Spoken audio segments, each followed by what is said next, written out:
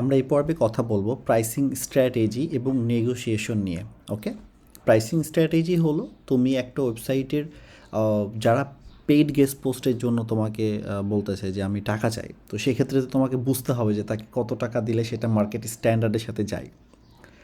এবং আরেকটা বিষয় হলো যে তুমি একটা মার্কেট প্রাইস বোঝো, কিন্তু মার্কেট প্রাইসে যেটা সেটার টপ প্রাইসে কেনাইতে তোমার গোল না, তাকে তো নেগোশিয়েট করতে হবে। কেউ যদি বলে ধরো একটা গেস্ট পোস্টের দাম $50, তোমাকে তো আহ, আহ, শুরু করতে হবে একটা লিভারেজ বা একটা মিনিমাম দিয়ে, যে ওই ধরনের রেঞ্জের গেস্ট পোস্ট অ্যারাউন্ড কী দামে সেল হয়। তো এই এই পুরো বিষয়টাই মূলত হলো প্রাইসিং স্ট্র্যাটেজি এবং নেগোসিয়েশনের মধ্যে তোমরা জানবা। তো চলো আমরা কথা না বেরিয়ে একদম চলে যাই যে লাস্ট ইমেলে যে একটা কনভার্সন ছিল, যারা আমাদের কাছে $50 বিল করেছিল, এরকম 90% আসলে গেস্ট পোস্ট ওনারাই তোমার কাছে এইভাবে বিল চাইবে। আর যেগুলো টাকা চাবে না সেগুলো হলো একদম অথেন্টিক এবং রিয়েল গেস্ট পোস্ট। তারা মূলত কন্টেন্টে জোর দিবে, তারা খুব ভালো মানের কন্টেন্ট যদি তুমি তাকে দিতে পারো, কন্টেন্ট পাবলিশ হবে। তো এই ক্ষেত্রে আমি যদি বলি যে গেস্ট পোস্টের ক্ষেত্রে ব্যাকলিঙ্ক বা ভোট সবসময় যে তুমি ভোট সবসময় ফ্রিতে পাবা তা না, তোমাকে কিছু কিছু সময় টাকাও খরচ করতে হবে। বিকজ এসিও দিন শেষে কী করছে, তোমাকে মানি মেক করছে এবং ক্লায়েন্ট তোমাকে এই টাকাটা পে করতেছে। সো এই ক্ষেত্রে কোনো প্রবলেম থাকছে না, ক্লায়েন্ট আসলে এটা জেনেই তোমাদের সাথে কাজ করবে। তো আমি দুইটা এখানে তোমাদেরকে উদাহরণ দেখাবো, একটা হলো যে আমার personal experience about this price, এবং একটা হলো ক্লায়েন্টের ইন থেকে তারা কীভাবে ইনস্ট্রাকশন দেয়। মানে আমি একটা ক্লায়েন্ট প্রজেক্টে তোমাদের এখানে দেখানো ট্রাই করবো। চলো শুরু করা যাক। তো আমি যেটা করছি সেটা হলো, প্রথমে ট্রাফিক রেঞ্জের আমি রেঞ্জটা এখানে আসলে দিয়েছি। ট্রাফিক রেঞ্জে আমার পার্সোনাল ওপিনিয়নে হলো, আমি কখনোই কোনো ওয়েবসাইটের ডিআর ডিএ এগুলো দেখে কখনোই দাম নির্ধারণ করি না। তোমাকে অনেকেই নেগোশিয়েট করার ট্রাই করবে যে তুমি আমার সাইটের ডিএ এত, তুমি আমাকে এত টাকা দাও। নো, তোমরা এটা করবে না। তোমরা অলওয়েজ রেলিভেন্সি অ্যান্ড ট্রাফিক এই দুইটার বেজে যদি তোমরা নেগোশিয়েট করো, ট্রাফিক বা মানে তাহলে ডিআর বা ডিএ যতটুকুই কম বা বেশি হোক এটা আসলে ম্যাটার করবে না, তোমার সাইটের কোয়ালিটিটা ভালো থাকবে। এটা একদম পার্সোনাল এক্সপিরিয়েন্স। তুমি যখন নিজের জন্য কাজ করবা তখন এভাবে কাজ করবা, কিন্তু তোমার ক্লায়েন্ট যদি তোমাকে কোনো রিকোয়ারমেন্ট দেয় সেক্ষেত্রে তোমাকে ওটা সেটা ফিল করতে হবে। তো এখানে আমি যেটা দেখিয়েছি সেটা হলো যে আমি মানে মিনিমাম ট্রাফিক ধরো 1K থেকে 5K মধ্যে আমি এখানে প্রাইস ধরেছি হলো $10। তারপরে 5 থেকে 10K মানে 5,000 থেকে 10,000 ট্রাফিকের ওয়েবসাইটগুলোর প্রাইস হবে হলো $10 থেকে $25। এখানে ডান দিকে একটা কলমে খেয়াল করো, এগুলো হলো রেলিভেন্ট ওয়েবসাইট হলে এই দাম হবে। আর যদি ওয়েবসাইটটা রেলিভেন্ট না হয়ে যদি মনে করো যে general topic, general topic is like তোমার মনে করো যে সাইটটা একদম তুমি এসিও নিয়ে কাজ করতেছো, এসিও নিয়ে না, বা পুরোপুরি ডিজিটাল মার্কেটিং না, সে মনে করো বিজনেস নিয়ে কথা বলতেছে এবং বিজনেসের তার ওয়েবসাইটে মনে করো একটা ক্যাটাগরি আছে এসিও, তো এইটা আসলে অনেক ড্রপ ডাউন, অনেক মানে 70% ম্যাচ, 50% ম্যাচ। তো এই চেঞ্জ চিন্তা করতে গেলে ওই সাইটটা ধরো 10টা ক্যাটাগরি আছে, তার মধ্যে একটা ক্যাটাগরি যদি এসিও হয় তার মানে ওই সাইটটা 10% ম্যাচ করে। এটা আর কি একটা কমন গ্রাউন্ড। তো জেনারেল ওয়েবসাইটের জন্য প্রাইসিংগুলো কম্পারেটিভলি কম হয় এবং নিশ ওয়েবসাইটের ভ্যালু যেমন বেশি, দিন শেষে এটার কস্টিংও কম্পারেটিভলি বেশি।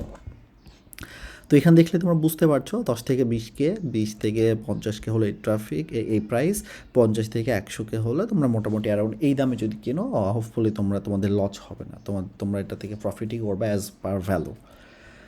তো এই হলো আমার পার্সোনাল রিকমেন্ডেশন। তবে এখন একটা আমি এই ক্লায়েন্টের একটা রিকোয়ারমেন্ট দেখাবো। আমি অনেক দিন আগে একটা ক্লায়েন্টের কাজ করছিলাম, এখানে তোমরা একটা জিনিস খেয়াল করো, ক্লায়েন্টের বাজেট বা পেমেন্ট সিস্টেমটা কেমন ছিল।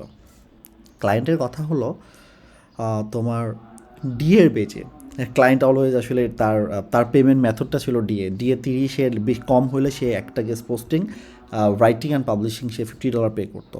তারপরে তোমার ডিএ 31 থেকে 45 হলে সে পে করতে হলো $70। আর যদি তোমার ডিএ যদি 46+ হায়ার হয় 85। এটা হলো তোমার জিওগ্রাফি রিলিভেন্ট এবং নিশ রিলিভেন্ট। তো ওইটার জিওগ্রাফি ছিল মেবি তোমার এনজি, সিঙ্গাপুর আর সামথিং লাইক দ্যাট। তো এইটা সবসময় ম্যাচ করা হার্ড হয়ে যেত, কারণ ওই দেশের কম্পারেটিভলি সাইট অনেক কম ছিল, এটি এডুকেশনাল নিশ সাইটটা ছিল।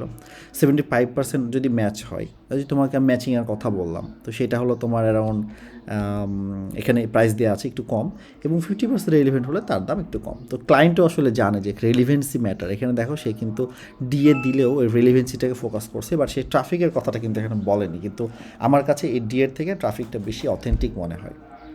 এবং গেস্ট পোস্টিংয়ের ক্ষেত্রে তোমরা ট্রাই করবা একটা থেকে দুইটা টুল দিয়ে ট্রাফিকটা টেস্ট করতে। তাহলে তুমি অ্যাকচুয়াল পাবা। কারণ অনেক সময় অনেক ফেক যেসব ওয়েবসাইটস আছে তারা যেটা করে সেটা হলো তারা ম্যানুপুলেট করে, তারা একটা চ্যানেলকে ম্যানুপুলেট করে রাখে। যেমন এইচডিএফকে খুব দ্রুত ম্যানুপুলেট করা যায়, চাইলে এইচডিএফের ট্রাফিক অনেক দেখানো সম্ভব, কিন্তু তুমি যদি উবার সাজেস্টে একটা ক্রস চেক দাও তাহলে আর এই সমস্যাটা হবে না। তো এই হলো প্রাইসিংয়ের বিষয়। প্রাইসিং স্ট্র্যাটেজি নিয়ে হোপফুলি তোমরা বুঝতে পারছো। এখন যেটা করব সেটা হলো আমরা এই প্রাইসিং স্ট্র্যাটেজির বেজে একটা ইমেল দিব। তো আমাদের যে ওয়েবসাইটটা এখানে আছে সেই ওয়েবসাইটটা তোমার ট্রাফিক ছিল 45K, তার মানে এটা কোন রেঞ্জে পড়তেছে দেখো, এটা পড়তেছিল এই রেঞ্জে। আমার প্রাইস এখানে ধরা আছে $40 থেকে $80। এখন এই মানুষটা যদি $50 চায়, আমরা কি $50 দিয়ে দিব? না, আমরা এখানে নেগোশিয়েট করব।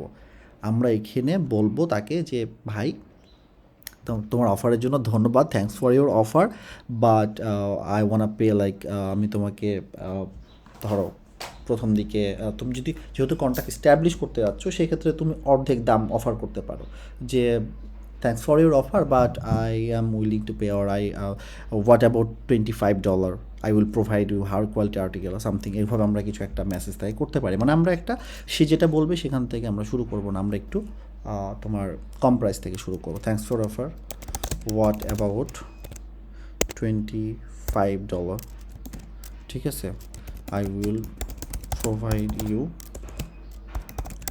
high quality article, waiting for your feedback, thank you, Abdullah Mahmud. আমি দিয়ে দিলাম আমার মোটামুটি সব কিছুই।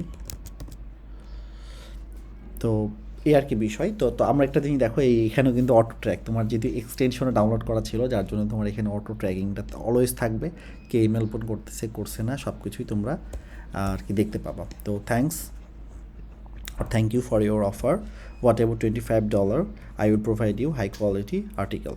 আমি বললাম কি, আমি এখানে একটা ভ্যালু দিলাম, দাম কমানোর পরে বলে দিলাম যে আমি তোমাকে হাই কোয়ালিটি আর্টিকেল দিব, ইন্ডাস্ট্রি এক্সপার্ট একটা আর্টিকেল দিব, কারণ আমি এসিও বিষয়ে জানি। তোমাকে যে আর্টিকেলটা দেবো সেটা হবে অথেন্টিক।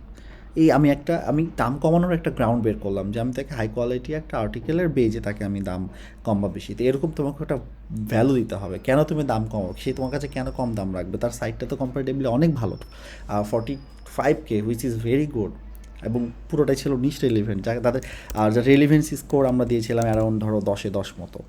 তো এই হলো বিষয়। তো আমাদের কাজ শেষ, আমরা এখন কী করবো, আমরা ইমেলটা সেন্ড করে দিলাম। তো এইভাবেই মূলত নেগোসিয়েশন তুমি তার সঙ্গে করবা। এবং এই নেগোসিয়েশনের পরে কি হবে, নেগোসিয়েশনের পরে স্টেজ সেই একটা প্রাইসিংয়ে রাজি হবে। মনে করো যে $30 বা $40 রাজি হলো, কিংবা $50 রাজি হলো, নো ম্যাটার, কারণ আমার প্রাইস মিনিমাম 40 থেকে 80 ধরায় আছে। সো এবং তুমি যদি এই সাইটটাকে যদি এই ক্লায়েন্টের রেঞ্জে আসি, তারাও আমরা যদি সোর্স ফাইল থেকে একটু দেখি, ডিআর কত ছিল, ডিআর ছিল আচ্ছা 44, মানে 45। তো 45-এর জন্য আমার এই ক্লায়েন্ট কিন্তু $70 পে করতে যাচ্ছিলো, কিন্তু এই সাইটটা কিন্তু $50 চাইছে। তার মানে এই ক্লায়েন্ট অনেক হ্যাপি হবে যে আমরা অনেক কম টাকায় এই ডিলটা ক্লোজ করতে পারতেছি, এবং এটা তো 100% রিলিভেন্ট ছিল। তো এই হলো পুরো প্রসেস। আশা করি তোমরা বুঝতে পারছো। বাট পুরো বিষয় যদি কোনো জায়গায় তোমরা ক্লিয়ার না থাকো, কোনো জায়গায় যদি বুঝতে সমস্যা হয়, তোমরা আমাকে জানাবা, আমি সেই বিষয় নিয়ে আরও বিস্তারিতভাবে কথা বলার ট্রাই করব। সবাইকে ধন্যবাদ।